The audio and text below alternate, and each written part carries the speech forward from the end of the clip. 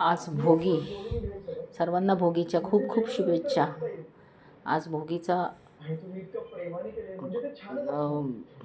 खिचडी भात, वांग्याची भाजी, मिक्स भाजी आणि बाजरीची भाकरी. देवाला भोग चढवला आणि तसंच ते ताट मला घेतलं जेवण्यासाठी. आज भोगी. तुमच्याकडं आज स्वीट तर काही बनवलं नाही अजून, तर संध्याकाळी नुसतं स्वीटचं नैवेद्य दाखवायचा.